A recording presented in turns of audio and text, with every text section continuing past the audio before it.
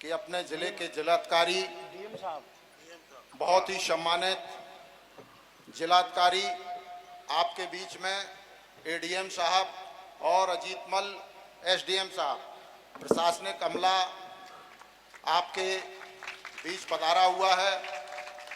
निश्चित तौर पर हम जिलाधिकारी महोदय जी का, एडीएम साहब का, सभी का, इस अटसू की जनता की ओर से, पंडाल में उपस्थित सभी भगवत प्रेमियों की ओर से, मंच की ओर से, और हमारे जो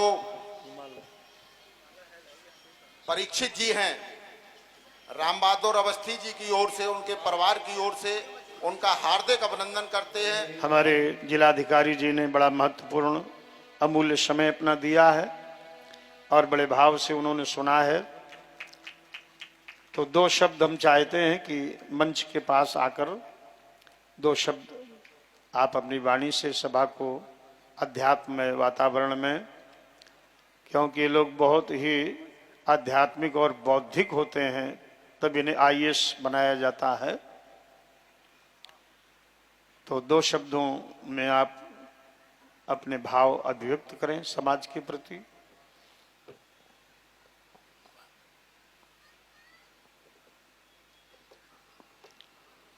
मेरे वजह से छोटा तो नहीं कर दिया आपने अपना? ना, नहीं, छोटा नहीं किया, पूरा किया। ऐसा होगा तो मुझे बड़ा कष्ट होगा इस बात का कि मेरे वजह से व्यवधान आया इतनी सरस। ना, अभी और आगे बोलेंगे। आपको चूंकि समय बड़ा महत्वपूर्ण है।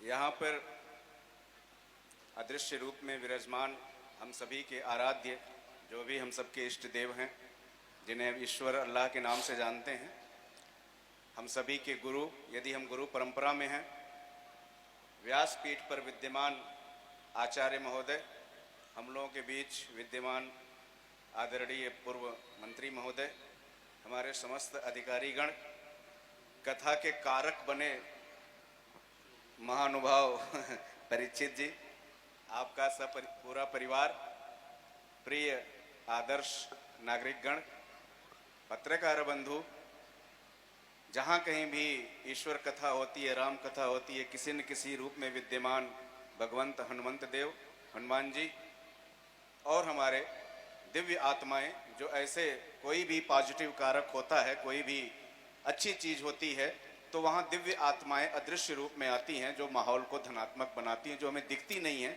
लेकिन होती हैं यहाँ विद्यमान।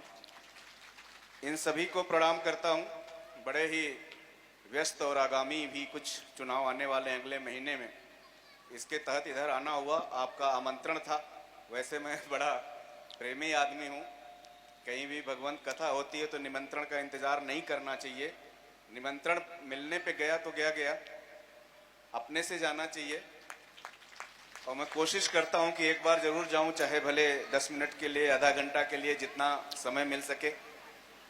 धीरे धीरे लोग बाग जानने लगे हैं कि मैं रामचरितमानस का पाठक हूँ, पढ़ता हूँ, और उस पर कुछ मैंने अपने शोध किए हैं। लेकिन पद ऐसा है कि धार्मिक विषयों पे बोलने से थोड़ा सा पीछे हटते हैं हम लोग, थोड़ा सा पीछे हटते हैं, क्योंकि पोस्ट जिलाधिकारी की है और बाय द वे कुछ भी हो सकता है, वो स्वतंत्र विचार हो, बट किसी को न पसंद आए तो उसके अनावश्यक थोड़ी सी व्यंजना अभिव्यंजना बन जाती है।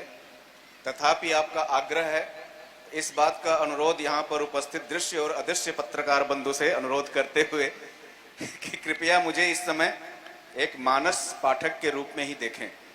मैं जो कुछ भी कहूँगा उसे कृपया जिलाधिकारी का वचन न माने, उसे आप ये माने कि मैं व्यास जी का एक शिष्य हूँ, समझिए।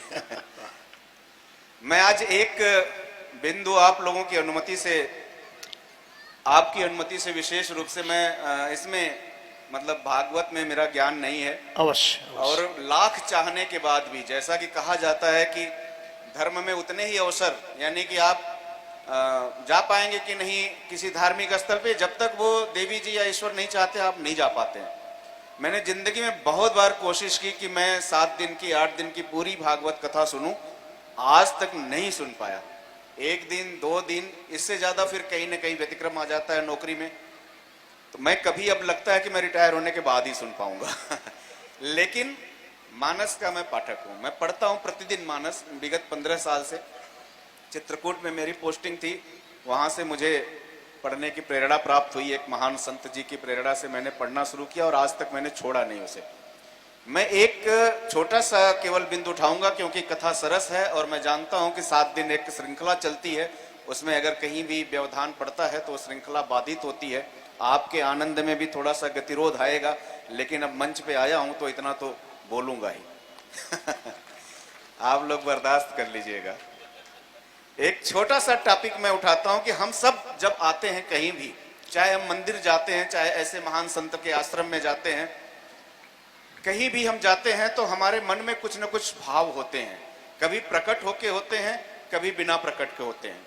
यानी हम कुछ न कुछ नादानी में, अपने अज्ञानता में, मोहवश ईश्वर से हमेशा कुछ न कुछ मांगते रहते हैं और अपने पूजा का प्रतिफल भी अपनी मांग के अनुपात में ईश्वर को देने की कोशिश करते हैं। अगर हमारी मांग छोटी है तो हम 1.25 पाव लड्डू केवल चढ़ाते हैं। थोड़ा सा मांग ज्यादा है, यानी बेटे की नौकरी लग जाए तो हो सकता है 5 किलो चढ़ा दें। कहीं उससे भी ज्यादा बड़ी डिमांड है, उससे भी बड़ा कुछ मिला है तो 1-2 मन करके पूरे मोहल्ले में बंटवा देंगे। और कोई बहुत बड़ी चीज मिली हुई है तो शायद भंडारा भी कर दें। यानी ईश्वर को हम अपने स्वार्थ के अनुपात में प्रसाद चढ़ाते हैं, जबकि पूरा प्रसाद उठा के घर ले आते हैं। ईश्वर शायद उसमें से एक भी लड्डू कम नहीं करते।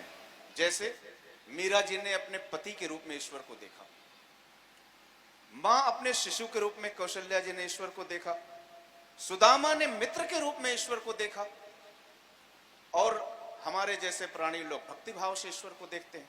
तमाम भाव हैं, पति पत्नी भाव, मित्र भाव, सखा भाव, बालपन भाव, पिता पुत्र भाव। किस भाव में हम ईश्वर को देखना चाहते हैं, सब में क्या निर्भर करता है। हम जब मांगते हैं तो क्या मिलता है, और जब हम अपने को ईश्वर के सहारे छोड़ देते हैं तो हमें क्या मिलता है। 2 उदाहरण केवल देना चाहूंगा। रावण, उनका भाई कुंभकर्ण और उनका भाई विभीषण, तीनों पूर्व जन्म में, एक राजा प्रताप भानु, एक उनका वैसे ही भाई जैसे इस जन्म में है, और एक उनका छोटा भाई, वहां भी तीनों भाई हैं। तीसरे भाई विभीषण का नाम पूर्व जन्म में धर्म रुचि है, यानी धार्मिक कार्य वो करते हैं। तीनों इस जन्म में श्रापवश आते हैं, राक्षस होने का श्राप मिला हुआ है उन्हें पूर्व जन्म में, उसकी वजह से यहाँ आते हैं। और तीनों फिर भक्ति भाव से, क्योंकि पुलिस के नाती हैं, बड़े ऋषि संत के घर पैदा हुए हैं, लेकिन श्राप की वजह से वो केवल राक्षस हो चुके हैं। 1000 साल, हजारों साल की तपस्या करते हैं और ब्रह्मा को मजबूर करते हैं वरदान देने के लिए। ब्रह्म सामने प्रकट होते हैं और कहते हैं कि मांग लो। हम आप नादान व्यक्ति हैं, हम आप ही नहीं, कश्यप और अदिति यानी भगवान के पूर्वज, जो बाद में दशरथ और कौशल्या के रूप में आते हैं, जब वो पुत्र के लिए प्रार्थना करते हैं, साधना करते हैं, और जब ईश्वर प्रकट होते हैं कहते हैं मांगो, तो कश्यप जी क्या कहते हैं उस समय, यथा दरिद्र विविध तरपाई, बहु संपत्ति मांगत सकुचाई। क्या हम मांगने में हमें लगता है कि हम बहुत कुछ मांग रहे हैं, लेकिन हम दरिद्र भाव से होते हैं। हमारी सोच ही वहां तक नहीं जा सकती जितनी सोच ईश्वर की है। हम बड़ी छोटी सी चीज उनसे मांग लेते हैं, क्योंकि हम जानते ही नहीं कितनी चीजें दुनिया में है। ऐसे ही रावण मांगता, और मिलता क्या है मैं अभी बता दूं। हमें चाहे ईश्वर साक्षात सामने प्रकट हो, ईश्वर को एक शब्द बोलना रहता है, वो केवल कहते हैं एवमस्तु, तथास्तु। यानी आप जो भी मांगेंगे, चाहे जो मांग लीजिए, ईश्वर अपने को आबद्ध कर लिए, आपसे प्रकट हो गए, उन्होंने कहा मांग लो। फिर ईश्वर कटौती नहीं करते कि नहीं तुमने 5 चीज मांगी है, मैं 3 दूंगा, 2 नहीं दूंगा। ऐसा नहीं होता कभी। अब डिपेंड करता है कि आप मांगेंगे क्या। आप उतना ही मांग पाएंगे जितना आपका कर्म फल है। हमारे जितने कर्म होते हैं उसका जो हमें फल मिलना है, उससे ज्यादा हम मांग ही नहीं सकते। क्यों? क्योंकि ईश्वर एक साथ में लेके चलते हैं। किसको? माता सरस्वती को। माता सरस्वती प्रेरणा से उनके आके हमारे जीवा पे विराजमान होती हैं उस वक्त, और हम वही मांगते हैं जो हमारा कर्म फल होता है। इसको उदाहरण से देखिए। रावण से कहते हैं कि मांग बनो, 1000 साल तपस्या की हो, मांग लो। तो रावण क्या मांगता है? राक्षस है, वही चीज मांगेगा जो राक्षस को सूट करेगा। सारे राक्षस अमर होना चाहते थे, हम काहू के मरे न मारे, हम किसी के मारने से न मरे, इतना ही कह के अगर वो चुप हो जाता तो भगवान तो विवश थे, वो एवं मस्त कहते वो अमर हो जाता। लेकिन कैसे चुप हो जाए? कर्मफल है, पूर्व जन्म का श्राप है। अगली लाइन, बानर मनुज जात दुई बारे, यानी बंदर और मनुष्य से हमें कोई डर नहीं है, बाकी हम किसी से न मरे। तो भगवान को तो एक ही शब्द बोलना था, तथास्तु, ठीक है। तो मनुष्य के रूप में स्वयं आते हैं, बंदर के रूप में रुद्रावतार शिव जी आते हैं और सेवा समाप्त होती है उनकी। उससे भी भयंकर देखिए, पुनि प्रभु कुंभकर्ण पही गए हूं, ब्रह्मा ने आशीर्वाद दे दिया रावण को। अब वो कुंभकर्ण के पास जाते हैं कि भाई तुम मांग लो। तासु देख अति विस्मय भय हो, उसकी इतनी विशाल काय शरीर देख के ब्रह्मा को स्वयं आश्चर्य हो जाता है। जो यह खलनित करव आहारू, यह दुष्ट अगर केवल रोज खाना ही खा लेगा, वही है सब संसार उजारू, पूरे संसार का भोजन तो यही कर लेगा। तो शारद प्रेरी तासी मत फेरी, वही शारदा जी साथ में है, सरस्वती जी। शारद प्रेरी तासु मत फेरी, मांगहु नींद मास सटकेरी।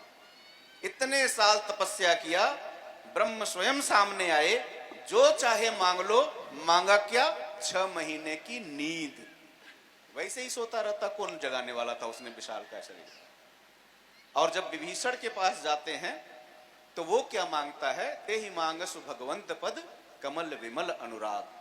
जो पूर्व जन्म में चूंकि उसका संस्कार चला आया है, तो वो भगवंत का पद यानी ईश्वर का चरण रज मांगता है। हम इस तरह अपने ऐसे, अभी ये तो मान लीजिए राक्षस की बात है। आप नारद जी पे आइए, एक उदाहरण और दे दूं। नारद जी को अभिमानवश मोह होता है, हालांकि माननीय व्यास जी जानते हैं कि कथा कहां से चलती और कहां पहुंचती है, श्रृंखला बनती जाती है। तो नारद को क्यों मोह हुआ, इस पे जाएंगे तो और लंबा हो जाएगा। फिलहाल नारद भगवान को एक बार मोह होता है। वो समझते हैं कि मैं शिव जी के बराबर हो गया, क्योंकि काम को केवल शिव ने जीता और मैंने जीता। इस मोह को हरने के लिए भगवान विष्णु माया रचते हैं कि अच्छा देखें, तुम्हारे ऊपर काम का प्रभाव नहीं है, जरा सा टेस्ट लेते हैं तुम्हारा। और एक माया की रचना करते हैं, और लक्ष्मी जी एक विशिष्ट सुंदरी राजकुमारी के रूप में आती है। और तुरंत ही उधर प्रभावित होते हैं और चाहते हैं कि मेरा इससे शादी हो जाए। शादी कैसे हो? नारद जी उतने सुंदर नहीं है, वो तो परम सुंदरी है, राजकुमारी है। तो वो भगवान विष्णु को याद करते, जो कि हरदम नारायण नारायण कहते हैं। भगवान विष्णु का उनसे बड़ा भक्त कोई नहीं है। वो कहते हैं कि ठीक है, भगवान विष्णु से एक दिन के लिए उनका स्वरूप मांग लेता हूं। आपन रूप देहु प्रभु मोहि, याद करते हैं भगवान विष्णु तुरंत सामने प्रकट। आपन रूप देहु प्रभु मोहि, यही वरदान मांगते हैं उनसे। और मैं फिर कहता हूं कि इतना ही मांग के चुप हो गए होते, आपन रूप देह प्रभु मोहि कह के खामोश हो जाते, तो भगवान विष्णु विवश थे, उन्हें अपना स्वरूप उनको देना पड़ता। आपन रूप देह प्रभु मोहि, आन भांति नहीं पावा हुई, मैं और किसी विधि से उसको नहीं पा सकता। लेकिन अगली लाइन कर्मफल है, अगली लाइन जोड़ देते हैं तुरंत, जेहि विधि हो ही नाथ ही तुमोरा, करहु सुबेगी दास में तोरा। रूप तो दे दीजिए, लेकिन जरा ये भी देखिएगा कि मेरा कल्याण जिस तरीके से हो वो कर दीजिएगा। तुरंत रास्ता मिल जाता है विष्णु भगवान को। जय विध हुई है परम हित नारद सुनहु तुम्हार, सो हम करब न आन कुछ वर्षन न वृथा हमार। ठीक है, अब मैं वही करूंगा जिसमें तुम्हारा हित है, यानी बंदर का रूप दे दिया। तो हम उतना ही मांग पाएंगे जितना हमारा कर्मफल है। ये तो हम अपने स्वार्थ में, लिप्सा में, अपने नितांत ज्ञानी होने के भ्रम में, अभिमान में ये मान के चलते हैं कि हम परम ज्ञानी हैं। लेकिन हम उतना ही बोल पाते हैं जितना माँ सरस्वती हमें इजाजत देती है। हम उतना ही मांग पाते हैं जितना हमारा पूर्व जन्म का कर्म फल या इस जन्म के संस्कार और इस जन्म में किए जा रहे कर्म हमें इजाजत देते हैं। इससे ज्यादा हम मांग नहीं पाएंगे। इसलिए ईश्वर के शरण में स्वयं को छोड़ देना चाहिए। छोड़ दिया एक आदमी ने। 5 मिनट उनकी कथा आपको बता दूं। सुतीक्षण जी कथा। सुतीक्षण हो सकता आपने सुना हो। अरण्य कांड में क्रमशः मिलते हुए भगवान जाते हैं। पहले अत्रि ऋषि, माता अनुसुईया से, दिन सर्वभंग ऋषि से, दिन सुतीक्षण ऋषि का प्रसंग आता है। थोड़ा सा पृष्ठभूमि उनकी बता दूं। सुतीक्षण ऋषि, माननीय अगस्त ऋषि, अगस्त्य सब उसी में है। मैं गद्य में बताऊंगा, जल्दी हो जाएगा। चौपाई पढ़ के बताऊंगा, देर लगेगा। ऋषि अगस्त्य शिष्य सुजाना, नाम सुतीक्षण रति भगवाना। अगस्त्य ऋषि के शिष्य हैं सुतीक्षण जी। रति भगवाना शब्द विशेषण जोड़ दिया तुलसीदास ने, ताकि आगे की जो चले स्टोरी या कथा कहिए उसको, तो आपको याद रहे कि यह व्यक्ति ईश्वर में रत है। ये पृष्ठभूमि देने के लिए गोस्वामी जी कुछ शब्द वहां छोड़ देते हैं विशेषण। नाम सुतीक्षण रति भगवाना, भगवान के भक्त है। थोड़ी सी मानस से अलग अलग कहानी मानस में नहीं लिखा हुआ है। जब सुतीक्षण ऋषि छोटे हैं, अगस्त ऋषि के आश्रम में जैसे छोटे छोटे बच्चे काम करते रहते हैं, छोटे शिष्य कहिए, इनका काम था शिव जी का प्रतिमा, शालिग्राम की प्रतिमा धोना, पुष्प ले आना इत्यादि, और भगवान के पूजा की व्यवस्था ऋषि जी की कर देना। एक शालिग्राम की प्रतिमा है, छोटी सी काले रंग की होती है, आप सभी जानते हैं, जिसको हम लोग कथा सुनते हैं। ये शालिग्राम की, जब सत्यनारायण बाबा की कथा में इतना छोटा शालिग्राम आप देखते होंगे, काला रंग का होता है। उसको धुलने की और पुष्प लाने की जिम्मेदारी सुतीक्षण ऋषि थी। ये जब जाते थे तो रास्ते में एक जामुन का पेड़ पड़ता था। बाल स्वभाव, थोड़ा सा मन में भाव आते थे, लालच आती थी, तो उसी शालिग्राम से, उन्हें क्या पता कि ये ईश्वर के प्रतिरूप हो, समझते थे पत्थर है, उसी से मारते थे और कुछ जामुन गिरते थे और खा लेते थे और फिर लाके धुल डाल के रख देते थे। एक दिन भगवान की लीला, इन्होंने चलाया पत्थर और भगवान गए तो गए, लौटे ही नहीं, शालिग्राम गायब हो गए, विलुप्त हो गए। अब ये डर गए कि अब मैं अपने गुरुजी से क्या कहूंगा। ये तो बड़ा विचित्र बात हो गई, ढूंढे इधर उधर नहीं मिला। फिर जितना दिमाग ने काम किया, उन्होंने उतना ही बड़ा एक जामुन तोड़ा काला रंग का, वो लगभग सेम होता है, और उसको धुल धाल के लाके फूल से ढक करके रख दिया और भाग गए। सोचे कि चलो चल जाएगा दुप्पल। अब अगस्त ऋषि आते हैं और थोड़ा सा उस पर जब चंदन टीका लगाते हैं, मसलते हैं, तो जामुन पिघला करके किनारे हो गया। जाहिर सी बात है, क्रोध आया और उन्होंने बड़ा भला बुरा करके गुस्से में बोल दिया कि तुम आश्रम में रहने लायक नहीं हो, तुम जाओ आश्रम से। अब एक सच्चे शिष्य का देखिए, बाल स्वभाव गलती हुई थी, कोई जानबूझ करके नहीं फेंका था। सुतीक्षण ऋषि ने उस समय संकल्प लिया कि हे मेरे गुरुदेव, आप ही का शिष्य हूं, एक प्रतिमा के लिए, ईश्वर के स्वरूप के लिए आपने मुझे आश्रम से निकाल दिया। यदि मैं आपका सच्चा शिष्य होऊंगा तो साक्षात ईश्वर को लाके आपके दरवाजे पे खड़ा करूंगा। इस संकल्प के साथ चले जाते हैं और चित्रकूट से जब आप नासिक की तरफ बढ़ेंगे, यानी मध्य प्रदेश से महाराष्ट्र की तरफ, तो वहां पे सुतीक्षण ऋषि जी का आश्रम अभी भी है, सरभंग जी का भी आश्रम अभी भी है। मैं सब जगह गया हूं, या ईश्वर ने मुझे अनुमति दी है सब जगह जाने की। अब सरभंग जी आश्रम करते हैं। बाद में ईश्वर का जब 12.5 साल की लीला चित्रकूट में हो जाती है और आगे वो बढ़ते हैं कि अब मेन लीला होनी है, रावण का वध होना है, तो सबसे मिलते हुए जाते हैं। ये खबर जब सुतीक्षण ऋषि को मिलती है तो वो अत्यंत प्रसन्न हो जाते हैं। वो एक अलग भाव, मैं केवल सीधे आ जाता हूं, वहां के मांगते क्या है, वो किस भाव से ईश्वर उनसे मिलते हैं। उनको लगता है कि ये बहुत मेरा परम शिष्य, अगर मैं सामने आ जाऊंगा तो ये अति प्रसन्नता में कहीं मर ही न जाए, इसलिए वृक्ष के ओट से उनको दर्शन देते हैं। फिर ओट से दर्शन देने पर भी वो अति विह्वल भाव होके वहीं जड़ होके बैठ जाते हैं। पुलक शरीर पनस फल जैसा शब्द का प्रयोग किया है तुलसीदास जी ने। कटहल की तरह शरीर उनका फूल जाता है, इतना खुश हो जाते हैं और सब भूल जाते हैं। तो ईश्वर कहते बड़ी मुश्किल से तो आया इसके यहाँ, अब ये मुझे देख ही नहीं रहा है, इस जन्म में मुझे इसको दर्शन देना है, इसको जगाऊं कैसे। फिर जाकर के खुद जगाते हैं, कहते अब सामने आना पड़ेगा। जाकर जगाते हैं और फिर सारी बातें हैं कि वो कहते हैं कि ठीक है, दर्शन करते हैं। पहले हृदय में करते हैं और फिर साक्षात चतुर्भुज रूप में दर्शन करते हैं। इसके बाद मैं आता हूं सीधे, वो एक बहुत बड़ी चीज है, बहुत अच्छा उसका विश्लेषण होता है। लेकिन अब मैं आ जाता हूं जो उन्होंने मांगा। ईश्वर सामने है, अब तो अपने इसी रूप में है, भगवान राम रूप में, लेकिन राम रूप तो नर रूप है, किसी को विश्वास नहीं होता। ये तो हम आप कालांतर में जानते हैं कि वही ईश्वर है, वही ब्रह्म है। उस समय जब साथ साथ चल रहे होते हैं तो वो कहते हैं कि नहीं, इस रूप से मुझे नहीं मतलब, आप मुझे वो रूप में दर्शन दीजिए। तो चतुर्भुज रूप में दर्शन देते हैं और फिर कहते हैं अति प्रसन्न जान मुनि मोही।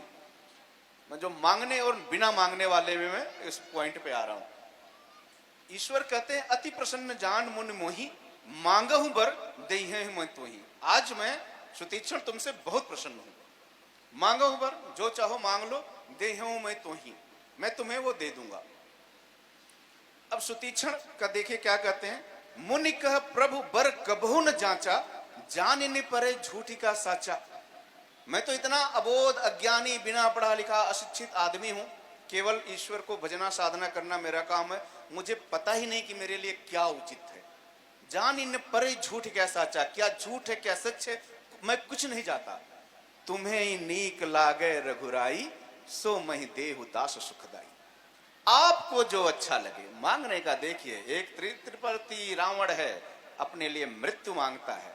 एक आदमी है, संत हैं, ईश्वर के भविष्य में होने वाले पिता हैं, पुत्र मांगते हैं, ईश्वर पे नहीं छोड़ते। अपने जैसा पुत्र मुझे दे दीजिए, कश्यप ऋषि ने मांगा। यहां एक संत क्या मांगता है? संत कहता है तुम ही नीक लाग है रघुराई, मुझे कुछ नहीं चाहिए, आपको जो मन करे दे दीजिए, जो मोहि देव सोई सुखदाई। आप मुझे जो दे देंगे वही मेरे लिए सुखद हो जाएगा। अब मिलता क्या है? जो मांगता है, जो अमर होना चाहता है, उसको मिलती है मृत्यु, नर रूप में या बानर रूप में।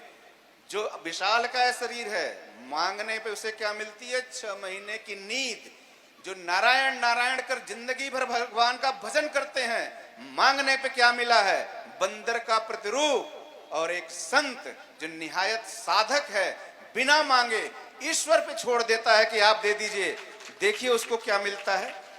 अवीर जो चौपाई है, पढ़िएगा किष्किंधा कांड में, जरूर पढ़िएगा। हर मनुष्य को जिंदगी में एक बार रामचरितमानस हिंदी अर्थ के साथ जरूर पढ़ना चाहिए। इत्मीनान से पढ़िएगा, जल्दी नहीं है कि 24 घंटा में कर दे। वो तो आपने ढोलक मजीरा के साथ करवा ही देते हैं घर में, जिसका एक को शब्द कान में नहीं पड़ता सिवाय शोर के। स्वयं पढ़िए, केवल 5 चौपाई पढ़िए, 2 साल लगे खत्म करने में, बट पढ़िए जरूर। शब्द देखिए क्या भगवान बिना मांगे देते हैं। अविरल भगति विरति विज्ञाना हो सकल गुणशील निधाना, ये आशीर्वाद है ईश्वर का। एक एक शब्द को एक एक मिनट देख लेते हैं।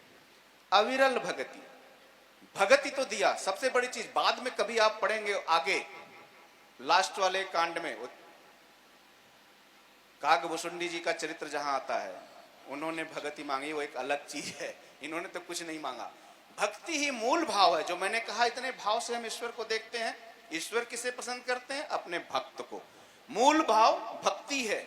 अगर भक्ति नहीं मांगा, सब सुख खान भगत तय मांगी, ये ईश्वर ने कहा। जब भक्ति ने मांग लिया कागभूषुंडी, उनका सब सुख की खानी तुमने मांग लिया। यहां बिना मांगे भक्ति देते हैं, वो भी कैसी? अविरल। अविरल भक्ति और विरल भक्ति में बहुत अंतर है। विरल भक्ति क्या है? आज 106 बुखार है बेटे को, आज कुछ संकट है, कल रिजल्ट आने वाला है IAS PCS का, तो हम परम भक्त बने बैठे हुए हैं। रात भर साधना, प्रभु जरा देखिएगा, जरा देखिएगा रिजल्टवा गड़बड़ा न जाए। और जैसे ही वो अवसर बीत गया, भक्ति गई भाड़ में, खूब बढ़िया होटल में छक के भोजन, भक्ति न शक्ति कत्तों। फिर अगला संकट पड़ा, फिर भक्त हो गए। हे ईश्वर, बुखार उतर जाए बेटे का, उतर गया, फिर भक्ति किनारे, फिर सांसारिक। दैट इज विरल भक्ति, स्वार्थपरक भक्ति, कट कट के आई हुई भक्ति। लेकिन एक साधक, एक संत को ईश्वर बिना मांगे क्या देते हैं? अविरल भक्ति।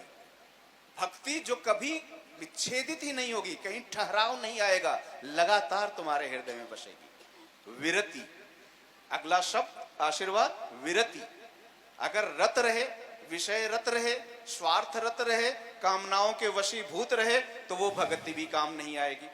इसलिए कामनाओं से, विषयों से, सांसारिक वस्तुओं से, एज ये गृहस्थ जन्म लिए हैं तो बिल्कुल गृहस्थ धर्म का निर्वाह करिए, लेकिन उसमें रत मत होइए। विरत होकर के भी अपने सारे सांसारिक कर्तव्यों की पूर्ति की जा सकती है। ईश्वर के औरा में रह करके भी काम किया जा सकता है। इसलिए सांसारिक विषयों, वासनाओं से विरति जब तक नहीं होगी, तब तक भक्ति अपना प्रभाव नहीं दिखा पाएगी। इसलिए अविरल भक्ति के साथ विरति दिया। विज्ञाना, ज्ञान और विज्ञान 2 शब्द हैं। ज्ञान है हम जो कुछ देख रहे हैं, हमारा ज्ञान है। आप इधर बैठे, आप इधर बैठे हैं, महर्षि आचार्य यहां बैठे, मैं यहां हूं, दैट इज ज्ञान। आप जाएंगे, बोले कहां से आ रहे हैं? यहां से आ रहे हैं। बट विज्ञान, दैट इज विशिष्ट ज्ञान, विशेष ज्ञान, जो तर्क की कसौटी पे खरा हुआ ज्ञान, जो ईश्वर की भक्ति में रसा पका हुआ ज्ञान, दैट इज विज्ञान। इसलिए ज्ञान भी दे सकते थे ईश्वर, लेकिन विज्ञान दिया। अविरल भगति विरति विज्ञाना हो सकल गुण, सारे गुण जितने हैं वो तुम्हारे अंदर आ जाएं, लेकिन किस विशिष्टता के साथ? शील निधाना, शीलता, विनम्रता भी जरूरी है। दुनिया के सारे गुण आ जाएं, दुनिया के सारे भाव आ जाएं, आप एक महान पुरुष, एक महान व्यक्तित्व तब तक नहीं बन सकते जब तक आपके अंदर विनम्रता साथ में नहीं आए। एक छोटा मैं थोड़ा सा आपसे अनुमति चाहूंगा। ये मैं ऐसा सब्जेक्ट देता हूं जिससे काफी लोग मुझसे सहमत नहीं होते, बट मैं मानस से केवल बोलता हूं। मैं मानस के पहले अक्षर से लेकर के वागार्थ संपृक्तों से लेकर के मैं लास्ट तक जाता हूं। वहां पे पूरे मानस में कहीं भी भगवान ने लक्ष्मण की प्रशंसा में एक भी शब्द नहीं कहा, जबकि लक्ष्मण से जैसा साथ देने वाला उनका कोई है ही नहीं। बचपन से लेके लास्ट तक हर दुख सुख में स्वयं अपने को आगे किए हैं, बट लक्ष्मण का भगवान ने प्रशंसा नहीं की है। मन से आह्लादित हैं उनके बेहोश होने पर रात भर रुदन करते हैं, पर एक भी चौपाई लक्ष्मण की प्रशंसा में नहीं है। और केवल विरक्ति भाव से आकर राज लौटाने वाले भरत के लिए लाइन दर लाइन है, तुम मम सखा भरत संभ्रता, सदा रहो पुर आवत जाता, तुम मम प्रिय भरत ही संभाई। भरत भरत भरत भरत, अंतर क्या है? ये मेरी सोच है, दैट में भी गलत। विनम्रता का एक भाव, सारे गुण हैं लक्ष्मण में लेकिन विनम्रता नहीं है। क्रोध लबालब भरा हुआ है, शेषनाग के अवतार हैं, फुफकार। पिता के ऊपर नाराज, माता कैकेयी का बस चला तो बधे करके आए होते वहां से। भरत आ रहे हैं मनाने, खबर पाते ही बाण लेके तैयार। परशुराम को इतना इरिटेट किया कि भरसक फरसा से मारी दिए होते अगर भगवान न बीच में पड़े होते। जब सुमंत्र वापस जा रहे हैं तो क्या कहूंगा जाके, अभी राम बोलने वाले उसके पहले इतना भला बुरा कह दिया कि सकुचि राम निज शपथ दिवाई, लखन संदेश कहु जिन जाई। भगवान सकुचा जाते हैं और सुमंत से कहते हैं निज शपथ दिवाई, अपनी कसम भी देते हैं कि दशरथ से जाके पिता से वो मत कहना जो लक्ष्मण ने तुमसे कहा है। गोस्वामी जी भक्त के रूप में लिखे हैं मानस, इसलिए क्या कहा ये बोल कर गए। जाहिर सी बात है, शपथ दे के मना किया, कुछ गलत ही बोले रहे होंगे। इस भाव की वजह से अगर विनम्रता नहीं है तो आप भगवान के डेली सहगामी होके भी भगवान की प्रशंसा के पात्र नहीं बने, और अपने विनम्रता की वजह से भरत पूरा भाव लूट के चले गए।